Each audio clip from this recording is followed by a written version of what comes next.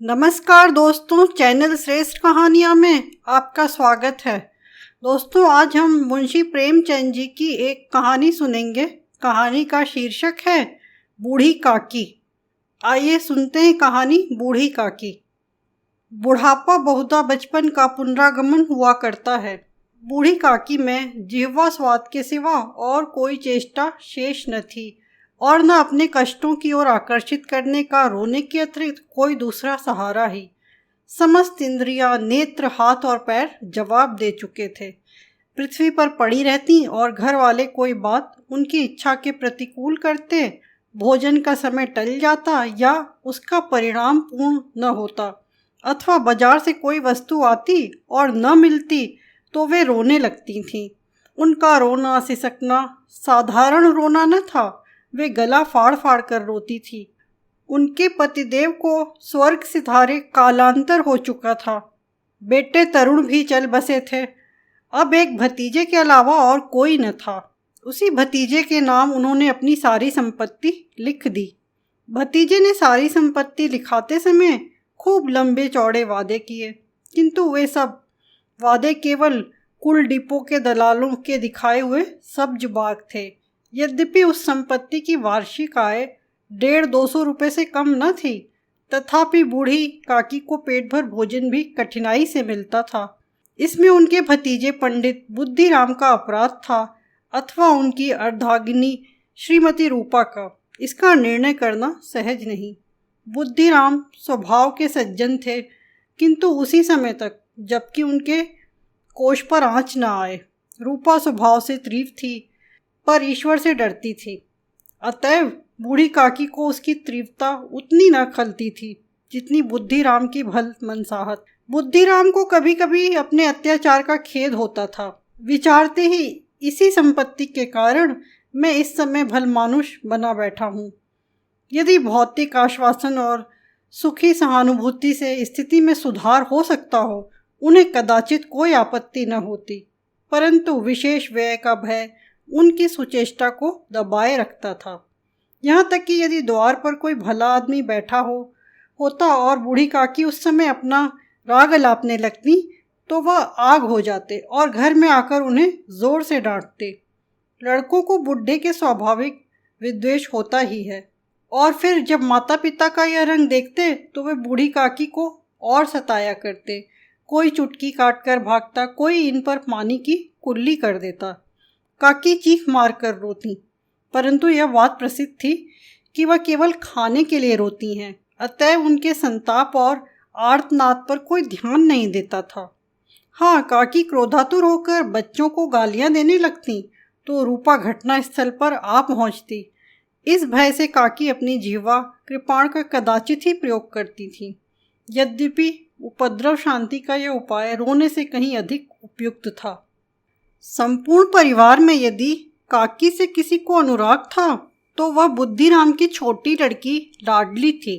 लाडली अपने दोनों भाइयों के भय से अपने हिस्से की मिठाई चबैना बूढ़ी काकी के पास बैठकर खाया करती थी।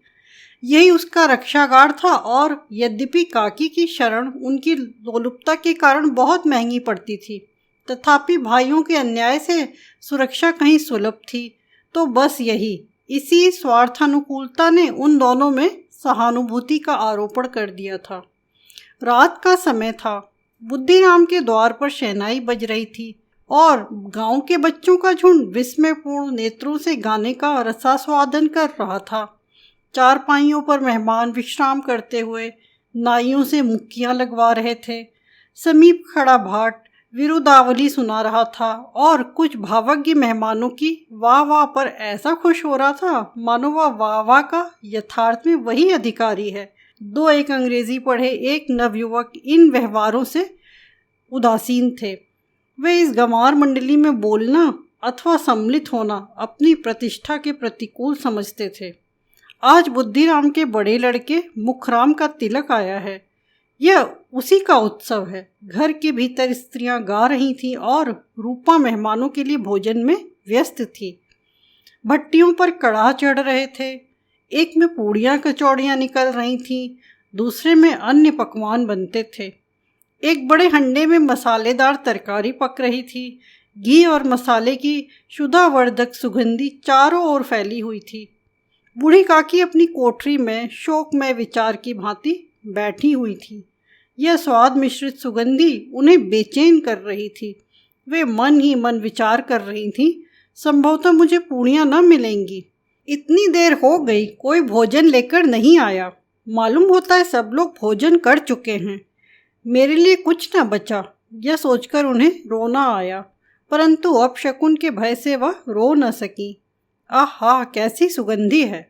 अब मुझे कौन पूछता है? जब रोटियों के ही लाले पड़े हैं, तब ऐसे भाग्य कहाँ कि भर पेट पूड़ियाँ मिलें। यह विचार कर उन्हें रोना आया। कलेजे में हुक सी उठने लगी, परंतु रूपा के भय से उन्होंने फिर मौन धारण कर दिया। बूढ़ी काकी देर तक इन्हीं दुखदायक विचारों में डूबी रहीं। घी और मसालों की सुगंधी रह रहकर मन को आपे से बाहर किए देती थी। मुंह में पानी भर भर कर आता था। पूड़ियों का स्वाद स्मरण करके हृदय में गुदगुदी होने लगती थी। किसे पुकारूं? आज लाडली बेटी भी नहीं आई। दोनों छोकरे सदा दिख दिया करते हैं, आज उनका भी कहीं पता नहीं। कुछ मालूम होता कि क्या बन रहा है। बूढ़ी काकी की कल्पना में पूड़ियों की तस्वीर नाचने लगी। खूब लाल लाल, फूली फूली, नरम नरम होंगी। रूपा ने भली भांति भोजन किया होगा। कचौड़ियों में अजवाइन और इलायची की महक आ रही होगी। एक पूड़ी मिलती तो जरा हाथ में लेकर देखती। क्यों न चलकर कढ़ा के सामने ही बैठूं। पूड़ियाँ छन छन कर तैयार होंगी। कढ़ा में गरम गरम निकाल कर थाल में रखी जाती होंगी। फूल हम घर में भी सूंघ सकते हैं, परंतु वाटिका में कुछ और बात होती है। इस प्रकार निर्णय करके बूढ़ी काकी उकड़ू बैठकर हाथों के बल सरकती हुई बड़ी कठिनाई से चौखट से उतरी और धीरे धीरे रेंगती हुई कढ़ा के पास जा बैठी। यहाँ आने पर उन्हें उतना ही धैर्य हुआ जितना भूखे कुत्ते को खाने वाले के सम्मुख बैठने में होता है। रूपा उस समय कार्यभार से उद्विग्न हो रही थी। कभी इस कोठे में जाती, कभी उस कोठे में, कभी कढ़ा के पास जाती, कभी भंडार में जाती। किसी ने बाहर से आकर कहा, महाराज ठंडई मंगा रहे हैं। ठंडई देने लगी।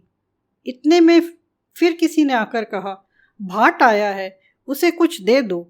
भाट के लिए सीधा निकाल रही थी कि एक तीसरे आदमी ने आकर पूछा, अभी भोजन तैयार होने में कितना विलंब है, जरा ढोल मजीरा उतार दो। बेचारी अकेली स्त्री दौड़ते दौड़ते व्याकुल हो रही थी। झुंझलाती कुड़ती, परंतु क्रोध प्रकट करने का अवसर न पाती थी। भय होता कहीं पड़ोसी ने यह न कहने लगी कि इतने में उबल पड़ी। प्यास से स्वयं का कंठ सूख रहा था। गर्मी के मारे फूकी जाती थी, परंतु इतना अवकाश न था कि जरा पानी पी ले अथवा पंखा लेकर झले। यह भी खटका था कि जरा आँख हटी और चीज़ों की लूट मची। इस अवस्था में उसने बूढ़ी काकी को कढ़ा के पास बैठी देखा तो जल गई। क्रोध न रुक सका। इसका भी ध्यान न रहा कि पड़ोसी ने बैठी हुई हैं। मन में क्या कहेंगी? पुरुषों में लोग सुनेंगे तो क्या कहेंगे?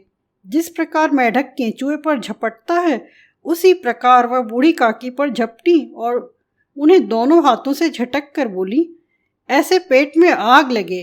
पेट है या भाड़? कोठरी में बैठते हुए क्या दम घुटता था? अभी मेहमान ने नहीं खाया, भगवान को भोग नहीं लगा, तब तक धैर्य न हो सका। आकर छाती पर सवर गई। जल जाए ऐसी जीभ, दिन भर खाती न होती तो जाने किसकी हाड़ी में मुंह डालती। गांव देखेगा तो कहेगा कि बुढ़िया भर पेट खाने को नहीं पाती, तभी तो इस तरह मुंह बाए फिरती है। डायन न मरे न माचा छोड़े, नाम बेचने पर लगी है। नाक कटवा कर दम लेगी। इतनी ठूसती है, न जाने कहाँ भस्म हो जाता है। भला चाहती हो तो जाकर कोठरी में बैठो। जब घर के लोग खाने लगेंगे तब तुम्हें भी मिलेगा। तुम कोई देवी नहीं हो कि चाहे किसी के मुंह में पानी न जाए, परंतु तुम्हारी पूजा पहले ही हो जाए। बूढ़ी काकी ने सिर उठाया, न रोई न बोली, चुपचाप रेंगती हुई अपनी कोठरी में चली गई। आवाज़ ऐसी कठोर थी कि हृदय और मस्तिष्क की संपूर्ण शक्तियाँ, संपूर्ण विचार और संपूर्ण भार उसी ओर आकर्षित हो गए थे। नदी में जब कगार का कोई वृहद खंड कट कर गिरता है तो आसपास का जल समूह चारों ओर से उसी स्थान को पूरा करने के लिए दौड़ता है। भोजन तैयार हो गया। आंगन में पत्तलें पड़ गईं। मेहमान खाने लगे। स्त्रियों ने जेवनार गीत गाना आरंभ कर दिया। मेहमानों के नाई और सेवक गण भी उसी मंडली के साथ किंतु कुछ हटकर भोजन करने बैठे थे। परंतु सभ्यतानुसार जब तक सबके सब खा न चुके कोई उठ नहीं सकता था। दो एक मेहमान जो कुछ पढ़े लिखे थे, सेवकों के दीर्घाहार पर झुंझला रहे थे, वे इस बंधन को व्यर्थ और बेकार की बात समझते थे। बूढ़ी काकी अपनी कोठरी में जाकर पश्चाताप कर रही थी कि मैं कहाँ से कहाँ आ गई। उन्हें रूपा पर क्रोध नहीं था, अपनी जल्दबाजी पर दुख था। सच ही तो है, जब तक मेहमान लोग भोजन न कर चुकेंगे घर वाले कैसे खाएंगे। मुझसे इतनी देर भी न रहा गया। सबके सामने पानी उतर गया। अब जब तक कोई बुलाने नहीं आएगा न जाऊंगी। मन ही मन इस प्रकार का विचार कर वह बुलाने की प्रतीक्षा करने लगी। परंतु घी की रुचिकर सुवास बड़ी धैर्य परीक्षक प्रतीत हो रही थी। उन्हें एक एक पल एक एक युग के समान मालूम होता था। अब पत्तल बिछ गई होगी, अब मेहमान आ गए होंगे, लोग हाथ पैर धो रहे होंगे, नाई पानी दे रहा है। मालूम होता है लोग खाने बैठ गए, जेवनार गाया जा रहा है। यह विचार कर वह मन को बहलाने के लिए लेट गई। धीरे धीरे गीत गुनगुनाने लगी। उन्हें मालूम हुआ कि मुझे गाते देर हो गई। क्या इतनी देर तक लोग भोजन नहीं कर रहे होंगे? किसी की आवाज़ सुनाई नहीं देती। अवश्य लोग खा पी कर चले गए। मुझे कोई बुलाने नहीं आया। रूपा चिढ़ गई। क्या जाने न बुलाए, सोचते हो कि आप ही आवेंगी। वह कोई मेहमान तो नहीं है जो उन्हें बुलाऊं। बूढ़ी काकी चलने को तैयार हुई। यह विश्वास कि 1 मिनट में पूड़ियाँ और मसालेदार तरकारियाँ सामने आएंगी उनकी स्वादेंद्रियों को गुदगुदाने लगा। उन्होंने मन में तरह तरह के मंसूबे बांधे। पहले तरकारी से पूड़ियाँ खाऊंगी, फिर दही और शक्कर से, कचौरियाँ रायते के साथ मज़ेदार मालूम होंगी। चाहे कोई बुरा माने या भला, मैं तो मांग मांग कर खाऊंगी। यही न लोग कहेंगे इन्हें विचार नहीं। कहा करें, इतने दिनों के बाद पूड़ियाँ मिल रही हैं तो मुंह जूठा करके थोड़े ही उठ जाऊंगी। वह उकड़ू बैठकर सरकते हुए आंगन में आई। परंतु हाय दुर्भाग्य! अभिलाषा ने अपने पुराने स्वभाव के अनुसार समय की मिथ्या कल्पना की थी। मेहमान मंडली अभी बैठी हुई थी। कोई खाकर उंगलियां चाटता था, कोई तिरछे नेत्रों से देखता था और लोग अभी खा रहे हैं या नहीं। कोई इस चिंता में था कि पत्तल पर पूड़ियाँ छूटी जाती हैं, किस तरह से इन्हें भीतर रख लेता। कोई दही खाकर चटकारता था, परंतु दूसरा दोना मांगते समय संकोच करता कि इतने में बूढ़ी काकी रेंगती हुई उनके बीच में आ पहुंची।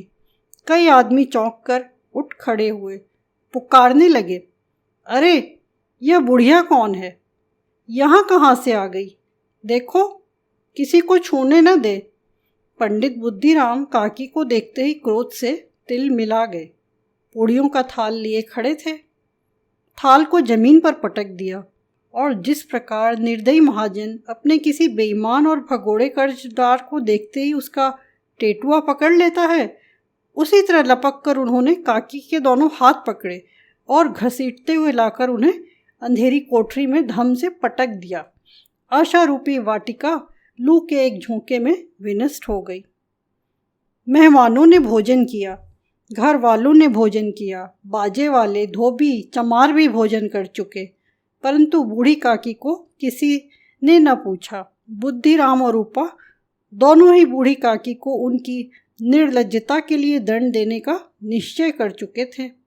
उनके बुढ़ापे पर, दीनता पर, हद ज्ञान पर किसी को करुणा न आई थी। अकेली लाडली उनके लिए कुढ़ रही थी। लाडली को काकी से अत्यंत प्रेम था। बेचारी भोली लड़की थी। बाल विनोद और चंचलता की उसमें गंध तक न थी। दोनों बार जब उसके माता पिता ने काकी को निर्दयता से घसीटा तो लाडली का हृदय ऐंठ कर रह गया। वह झुंझला रही थी कि हम लोग काकी को क्यों बहुत सी पूड़ियाँ नहीं देते। क्या मेहमान सब की सब खा जाएंगे? और यदि काकी ने मेहमानों से पहले खा लिया तो क्या बिगड़ जाएगा? वह काकी के पास जाकर उन्हें धैर्य देना चाहती थी, परंतु माता के भय से न जाती थी। उसने अपने हिस्से की पूड़ियाँ बिल्कुल न खाई थीं, अपनी गुड़िया की पिटारी में बंद रखी थीं। इन पूड़ियों को काकी के पास ले जाना चाहती थी। उसका हृदय अधीर हो रहा था। बूढ़ी काकी मेरी बात सुनते ही उठ बैठी। पूड़ियाँ देखकर कैसी प्रसन्न होंगी, मुझे खूब प्यार करेंगी। रात को 11 बज गए थे। रूपा आंगन में पड़ी सो रही थी। लाडली की आंखों में नींद न आती थी। काकी को पूड़ियाँ खिलाने की खुशी उसे सोने न देती थी। उसने गुड़ियों की पिटारी सामने रखी थी। जब विश्वास हो गया कि अम्मा सो रही हैं तो वह चुपके से उठी और विचारने लगी, कैसे चलूं? चारों ओर अंधेरा था। केवल चूल्हों में आग चमक रही थी और चूल्हे के पास एक कुत्ता लेटा हुआ था। लाडली की दृष्टि सामने वाले नीम पर गई। उसे मालूम हुआ कि उस पर हनुमान जी बैठे हुए हैं। उनकी पूंछ, उनकी गदा वह स्पष्ट दिखलाई दे रही है। मारे भय कि उसने आंखें बंद कर ली। इतने में कुत्ता उठ बैठा। लाडली को ढाढ़स हुआ। कई सोए हुए मनुष्यों के बदले एक भागता हुआ कुत्ता उसके लिए अधिक धैर्य का कारण हुआ। उसने पिटारी उठाई और बूढ़ी काकी की कोठरी की ओर चली। बूढ़ी काकी को केवल इतना स्मरण था कि किसी ने मेरे हाथ पकड़कर घसीटे। फिर ऐसा मालूम हुआ कि जैसे कोई पहाड़ पर उड़ाई लिए जाता है। उनके पैर बार बार पत्थरों से टकराए। तब किसी ने उन्हें पहाड़ पर से पटका। वे मूर्छित हो गईं। जब वे सचेत हुईं तो किसी की ज़रा भी आहट न मिलती थी। समझी कि सब लोग खा पी कर सो गए और उनके साथ मेरी तकदीर भी सो गई। रात कैसे कटेगी राम? क्या खाऊं? पेट में अग्नि धधक रही है। हाँ, किसी ने मेरी सुधि न ली। क्या मेरा पेट काटने से धन जुड़ जाएगा? इन लोगों को इतनी भी दया नहीं आती। न जाने बुढ़िया कब मर जाए। उसका जी क्यों दुखावे? मैं पेट की रोटियां ही खाती हूँ कि कुछ और? इस पर यह हाल। मैं अंधी अपाहिज ठहरी, न कुछ सुनूं न बूझूं। यदि आंगन में चली गई तो क्या बुद्धिराम से इतना कहते न बनता था कि काकी अभी लोग खाना खा रहे हैं, फिर आना। मुझे घसीटा पटका। उन्हीं पूड़ियों के लिए रूपा ने सबके सामने गालियां दी। उन्हीं पूड़ियों के लिए इतनी दुर्गति करने पर भी उनका पत्थर का कलेजा न पसीजा। सबको खिलाया, मेरी बात तक न पूछी। जब तभी ना दी तब अब क्या देंगे? यह विचार कर काकी निराश में संतोष के साथ लेट गईं। ग्लानि से गला भर भर आता था, परंतु मेहमानों के भय से रोती न थी। सहसा कानों में आवाज़ आई, काकी उठो, मैं पूड़ियाँ लाई हूँ। काकी ने लाडली की बोली पहचानी। चटपट उठ बैठी। दोनों हाथ से लाडली को टटोला और उसे गोद में बिठा लिया। लाडली ने पूड़ियाँ निकाल कर दी। काकी ने पूछा, क्या तुम्हारी अम्मा ने दी हैं? लाडली ने कहा, नहीं, यह मेरे हिस्से की है। काकी पूड़ियों पर टूट पड़ी। 5 मिनट में पिटारी खाली हो गई। लाडली ने पूछा, काकी पेट भर गया? जैसे थोड़ी सी वर्षा ठंडक के स्थान पर और भी गर्मी पैदा कर देती है, और इस भांति इन थोड़ी पूड़ियों ने काकी की क्षुधा और इच्छा को और भी उत्तेजित कर दिया था। बोली, नहीं बेटी, जाकर अम्मा से और मांग लाओ। लाडली ने कहा, अम्मा सोती हैं, जगाऊंगी तो मारेंगी। काकी ने पिटारी को फिर टटोला। उसमें कुछ खुरचन गिरी थी। बार बार होठ चाटती थी, चटकारे भरती थी। हृदय महसूस रहा था कि और पूड़ियाँ कैसे पाऊँ। संतोष सेतु जब टूट जाता है तब इच्छा का बहाव अपरिमित हो जाता है। मत वालों का मद स्मरण करना उन्हें मदान्ध बनाता है। काकी का अधीर मन इच्छाओं के प्रबल प्रवाह में बह गया। उचित और अनुचित का विचार जाता रहा। वे कुछ देर तक इस इच्छा को रोकती रहीं। सहसा लाडली से बोली, मेरा हाथ पकड़कर वहाँ ले चलो जहाँ मेहमानों ने बैठकर भोजन किया है। लाडली उनका अभिप्राय समझ न सकी। उसने काकी का हाथ पकड़ा और ले जाकर जूठे पत्तलों के पास बिठा दिया। दीन शुद्धातुर हद ज्ञान बुढ़िया पत्तलों से पूड़ियों के टुकड़े चुन चुन कर भक्षण करने लगी। ओह, दही कितना स्वादिष्ट था, कचौड़ियाँ कितनी सलोनी, खस्ता कितने सुकोमल। काकी बुद्धिहीन होते हुए भी इतना जानती थी कि मैं वह काम कर रही हूँ जो मुझे कदापि न करना चाहिए। मैं दूसरों की जूठी पत्तल चाट रही हूँ, परंतु बुढ़ापा तृष्णा रोग का अंतिम समय है। जब संपूर्ण इच्छाएं एक ही केंद्र पर आ लगती हैं। बूढ़ी काकी में यह केंद्र उनकी स्वादेंद्रियां थीं। ठीक उसी समय रूपा की आंख खुली। उसे मालूम हुआ लाडली मेरे पास नहीं है। वह चौंकी, चारपाई के इधर उधर ताकने लगी कि कहीं नीचे तो नहीं गिर पड़ी। उसे वहाँ न पाकर वह उठी तो क्या देखती हैं, लाडली जूठे पतलों के पास चुपचाप खड़ी है और बूढ़ी काकी पतलों पर से पूड़ियों के टुकड़े उठा उठा कर खा रही हैं। रूपा का हृदय सन्न हो गया। किसी गाय की गर्दन पर छुरी चलते देखकर जो अवस्था उसकी होती वही उस समय हुई। एक ब्रह्मांडी दूसरे की जूठी पत्तल टटोले, इससे अधिक शोकमय दृश्य असंभव था। पूड़ियों के कुछ ग्रासों के लिए उसकी चचेरी सास ऐसा निकृष्ट कर्म कर रही है। यह वह दृश्य था जिसे देखकर देखने वालों के हृदय कांप उठते हैं। ऐसा प्रतीत होता है मानो जमीन रुक गई, आसमान चक्कर खा रहा है, संसार पर कोई आपत्ति आने वाली है। रूपा को क्रोध न आया। शोक के सम्मुख क्रोध कहाँ? करुणा और भय से उसकी आंखें भर आईं। इस अधर्म का भागी कौन है? उसने सच्चे हृदय से गगन मंडल की ओर हाथ उठाकर कहा, परमात्मा मेरे बच्चों पर दया करो। इस अधर्म का दंड मुझे मत दो, नहीं तो मेरा सत्यानाश हो जाएगा। रूपा को अपनी स्वार्थपरता और अन्याय इस प्रकार प्रत्यक्ष रूप में कभी न दिख पड़े थे। वह सोचने लगी, हाय कितनी निर्दयी हूँ। जिसकी संपत्ति से मुझे 200 रुपये आय हो रही है, उसकी यह दुर्गति और मेरे कारण। हे दयामय भगवान, मुझसे बड़ी भारी चूक हुई है, मुझे क्षमा करो। आज मेरे बेटे का तिलक था। सैकड़ों मनुष्यों ने भोजन पाया। मैं उनके इशारों की दासी बनी रही। अपने नाम के लिए सैकड़ों रुपए व्यय कर दिए, परंतु जिसकी बदौलत हजारों रुपए खाए, उसे इस उत्सव में भी भरपेट भोजन न दे सकी। केवल इसी कारण तो वह वृद्धा असहाय है।